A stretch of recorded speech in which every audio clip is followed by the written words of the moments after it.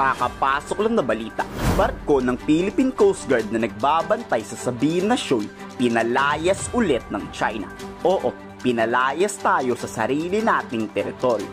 Hindi to kusang pag-alis tulad noong BRP Teresa Magbanwa. Sa satellite monitoring kasi ni retired US Air Force General Ray Powell, September 25 noong sinubukan tayong paalisin. Pinalibutan at kinuyog tayo ng 15 na barko ng mga Chinese. September 26 na uwi sa habulan hanggang sa nagdesisyon na ang Philippine Coast Guard na umuwi na at iwang muli ang Sabina Shoal. Hindi naman kinumpirma ng PCG kung ito ba yung dineploy na kapalitan ng BRP Teresa Magbanwa. Pero galing kasi to ng Sabina Shoal. Is that we don't intend to disclose to the public the operational details of our operation. But it doesn't mean na hindi tayo nag-deploy. I just don't want to confirm nor deny whether additional vessels were deployed immediately. It doesn't mean we have already abandoned Sabina Shoal. I think there's a misconception, sir. Itinanggi naman ng Philippine Navy na kaya umuwi ang BRP Cape Engaño ay dahil sa 11 Chinese Navy warship na malapit doon. Hindi raw dito natakot ang PCG. Pero hindi sinabi ang dahilan bakit umuwing ulit.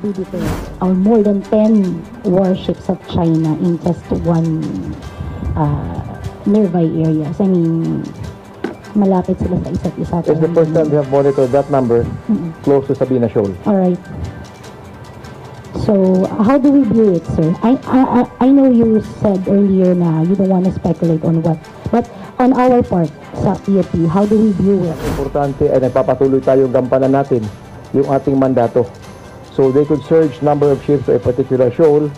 We don't care. What is important is we still have the freedom of action to continue performing our mandate. Hindi sinasa publiko ng Philippine Coast Guard ang kanilang operational details daw. Siguro para hindi mapahiya na itinaboy na naman tayo ng China. Pero meron daw tayong strategic presence doon na nagpapatrolya. Siguro sa pamamagitan ng paggamit ng eroplano ng PCG.